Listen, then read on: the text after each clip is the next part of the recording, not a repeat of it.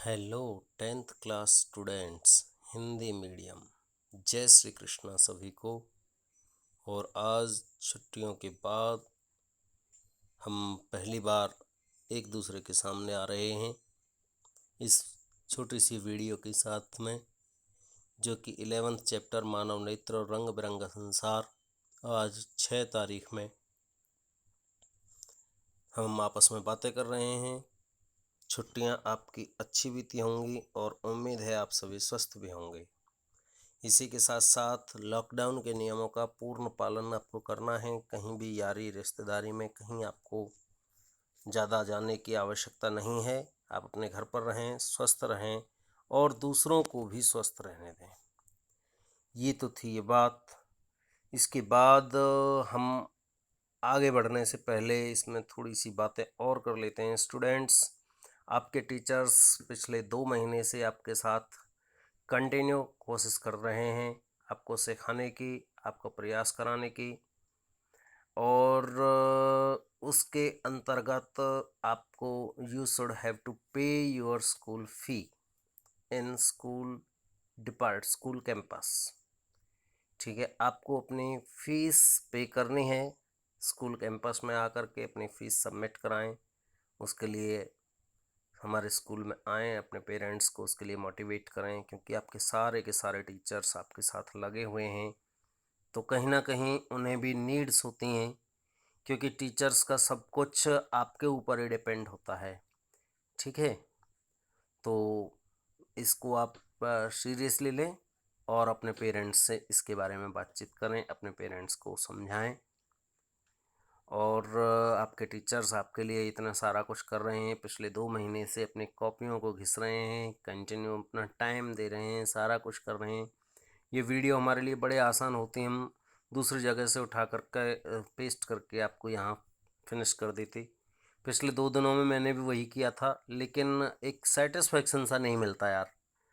तो आपको अपनी फ़ीस पे करनी है, इसको आप अपने माइंड में रखिए।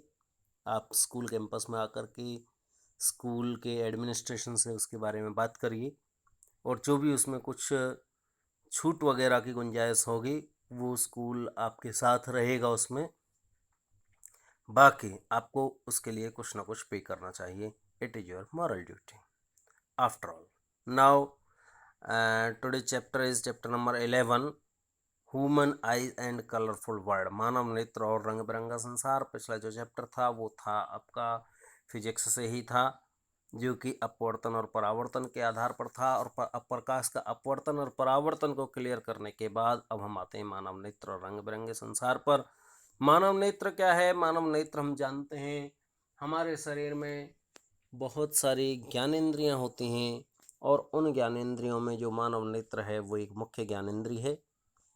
तो शरीर का एक मुख्य ज्ञानेंद्रिय है, जो कि हमारे इस रंग बिरंगे संसार का अनुभव हम कर पाते हैं, सुंदर संसार के हम दर्शन कर पाते हैं, तरह तरह के रंगों को हम आत्मसात कर पाते हैं, देख पाते हैं, अनुभव कर पाते हैं। तो वो किसके कारण पॉसिबल है? मानव नेत्र के कारण। तो मानव नेत्र जो है वो एक ऐसा पार्ट है कि अगर उसको वो हमारे लाइफ में ना रहे तो उसके बगैर बहुत कुछ हम खो देंगे। ठीक है ना। आगे मानव नेत्र के अंगों के बारे में आगे पढ़ेंगे, और इसके जो डायग्राम है उसमें से मैं आपको इसमें समझाऊंगा। तो मानव नेत्र में आप ये बात याद रख लीजिए, एक तो कि जो मानव नेत्र है उसमें आपको नेत्र गोलक उसमें एक होता है, नेत्र गोलक। और नेत्र गोलक के जो पार्ट्स हैं वो हैं दृढ़ पटल या श्वेत पटल। इंग्लिश में इसको कोर्नियो कहते हैं, CORNEIO कोर्नियो। तो कोर्नियो ये दृढ़ पटल कहलाता है, यानी कि श्वेत पटल कहलाता है, श्वेत मंडल कहलाता है। और एक और इम्पोर्टेंट बात है वो मैं आपको ज़रूर यहाँ पे बताना चाहूँगा। मानव नेत्र अगर कोई पर्सन आई डोनेट करता है तो आई का कौन सा पोर्शन डोनेट करता है? ये श्वेत पटल यानी कि कोर्नियो वाला पोर्शन। ठीक है, आँख में आगे की ओर जो ब्लैक ब्लैक सा पोर्शन होता है वो कोर्निया होता है। इसके बाद नेत्र गोलक का एक दूसरा पार्ट होता है रक्तक पटल का और नेत्र गोलक का ही तीसरा पार्ट होता है दृष्टि पटल। और इसके बाद में इसमें अभिनेत्री लेंस होते हैं, कुछ दृष्टि तंत्रिकाएं होती हैं। तो ये जो है मैं आपको अगले पेज पर इसका जो डायग्राम है उसमें से मैं आपको इसमें समझा रहा हूँ, ठीक है ना। तो उसके डायग्राम को हम अब देख लेते हैं।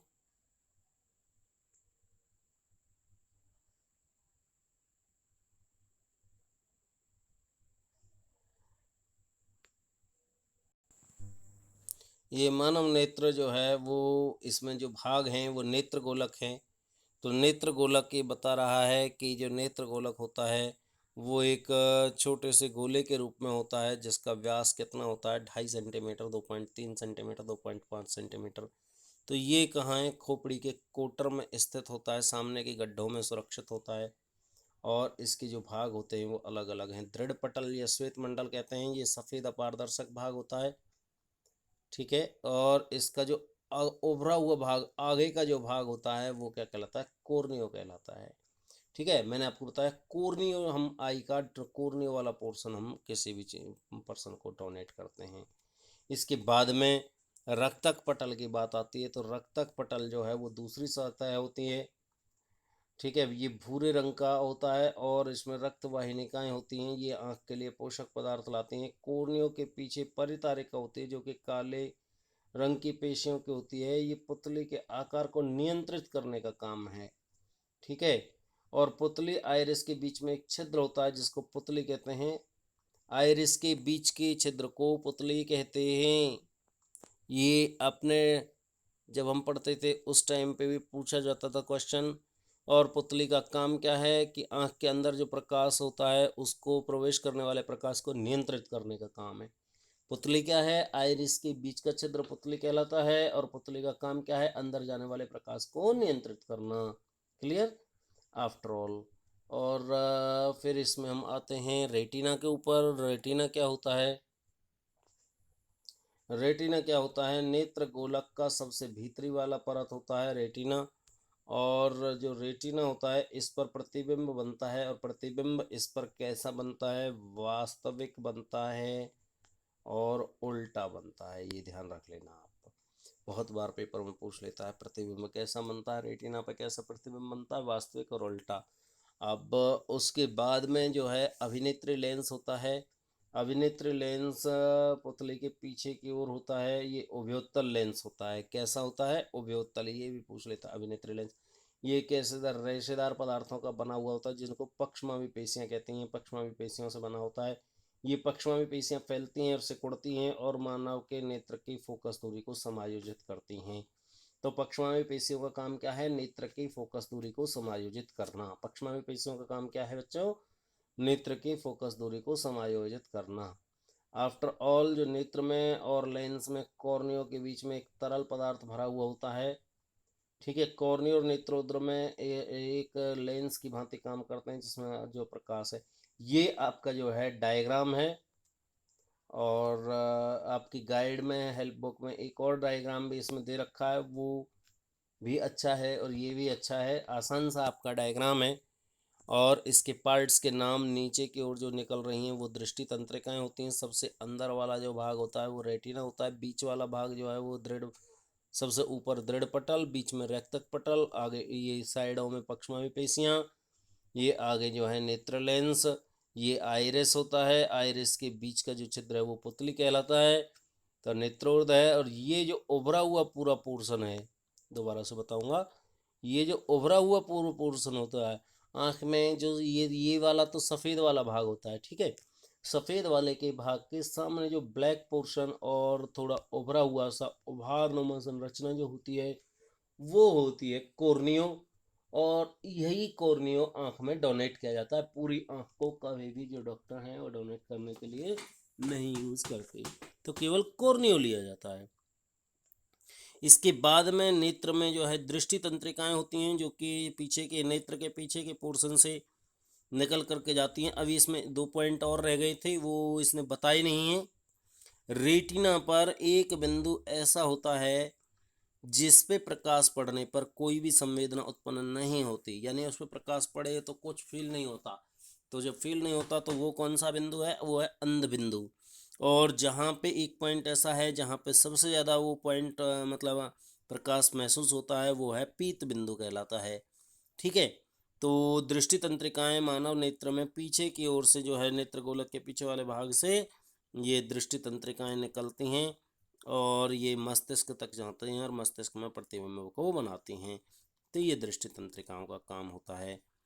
और इसके बाद में हम चलते हैं मानव नेत्र के विभिन्न दोषों के ऊपर। तो एक बार मुझे अपने पहले पेज पर ही मुझे आना पड़ा। तो पहले पेज में दो तीन बातें मैंने आपको बताई। मानव नेत्र में दो बातें होती हैं। एक तो वर्ड रख लीजिए याद, निकटतम बिंदु की परिभाषा बहुत बार पूछ लेता है। निकटतम बिंदु क्या है? मानव नेत्र में वह न्यूनतम बिंदु जहाँ पे हमारा जो नेत्र है, हम अगर किसी वस्तु को आँख के नज़दीक से नज़दीक लाते चले जाएं तो वह न्यूनतम दूरी जिस पर जो हमारा नेत्र है वो बिना किसी जोर या दबाव के किसी वस्तु को आसानी से देख सकता है, पढ़ सकता है, समझ सकता है। तो मानव का जो निकटतम बिंदु है वो कितना है? 25 सेंटीमीटर। और जो दूरस्थ बिंदु होता है वो कितना है? अनंत है। ठीक है जी, अनंत। तो दूर बिंदु कितना क्या होता है? जो मानव जो अधिकतम दूरी जिस पे जो मनुष्य है वो बिना किसी जोर और दबाव के किसी वस्तु को देख और समझ सकता है। तो दूरस्थ बिंदु को कितना होता है? अनंत होता है। निकटतम बिंदु कितना होता है? 25 सेंटीमीटर होता है। और इसके बाद में विभिन्न दोषों की बातें हम करते हैं। तो निकट दृष्टि दोष की बात करते हैं। सबसे पहले मनुष्य की नेत्र में होने वाला जो दोष है वो निकट दृष्टि दोष। निकट दृष्टि दोष क्या होता है? जिसमें निकट की वस्तु तो साफ दिखाई देती है लेकिन दूर की वस्तु साफ दिखाई नहीं देती। बच्चों याद रख लेना, निकट दृष्टि दोष और दूर दृष्टि दोष की डेफिनेशन में आप अक्सर कंफ्यूज होते हो। पिछले सालों का एक्सपीरियंस हमारा जो बताता है वो ये है कि निकट दृष्टि दोष में हमें ये लगेगा, निकट दृष्टि दोष का वही नाम आ गया निकट दृष्टि दोष, इसका मतलब नज़दीक की साफ दिखाई नहीं देती होगी। लेकिन बिल्कुल उल्टा है। क्या है? जिसमें निकट की वस्तु स्पष्ट दिखाई दे परंतु दूर की दिखाई ना दे। ये याद रख लेना, दूर की वस्तु स्पष्ट दिखाई नहीं देती है। तो ये कौन सा है? निकट दृष्टि दोष है। अब निकट दृष्टि दोष के कारणों के बारे में बात कर लेते हैं। तो इसका कारण क्या है? क्या होता है? नेत्र गोलक जो है वो सामान्य से अधिक बड़ा हो जाता है। समझ में आया? नेत्र गोलक का जो आकार है वो सामान्य से अधिक बड़ा हो जाता है और उसकी जो नेत्र लेंस होता है उसकी फोकस दूरी क्या हो जाती है? कम हो जाती है। फोकस दूरी कम हो जाना, नेत्र गोलक का बड़ा हो जाना, या यूँ कह सकते हैं लंबा हो जाना। कुछ गाइडों में ऐसे लिखा होता है नेत्र गोलक का लंबा हो जाना। तो एक ही बात है, बड़ा हो गया, लंबा हो गया। लेकिन इसके जो पॉइंट्स हैं वो ये याद रखने हैं कि नेत्र गोलक लंबा होगा, बड़ा होगा तो फोकस दूरी कम होगी। एक बात क्या है? नेत्र गोलक अगर बड़ा होगा तो फोकस दूरी कम होगी। ठीक है, नेत्र गोलक अधिक तो फोकस दूरी कम। ठीक। अभी डायग्राम इसका अगले पेज पर मैं समझाऊंगा क्योंकि डायग्राम बनाने में उसमें काफ़ी टाइम लगता है, तो इसलिए मैंने अपने आप नहीं बनाए हैं। तो नेत्र पर प्रभाव इसका क्या पड़ता है? मानव नेत्र में जो प्रतिबिंब है वो रेटिना से पहले बनेगा। जब फोकस दूरी कम हो जाएगी तो क्या होगा? प्रतिबिंब रेटिना से पहले बनेगा। और इसको दूर कैसे कर सकते हैं? उचित फोकस दूरी के अवतल लेंस का चश्मा इसमें लगाया जा सकता है और जो है इसको दोष को दूर किया जा सकता है। और इसको अब मैं डायग्रामेटिकल बच्चों, ये है निकट दृष्टि दोष जिसमें निकट की वस्तु साफ दिखाई देती है और दूर की वस्तु साफ दिखाई नहीं देती है। दूर से जब कोई वस्तु से प्रकाश आ रहा है तो वो पहले ही फोकसित हो रही, क्योंकि फोकस दूरी कम हो गई है ना, तो पहले ही वो आकर के मिल जाएगा। ये देखिए, ये पॉइंट पे यहाँ पे मिला हुआ प्रतीत हो रहा है, मिल रहा है।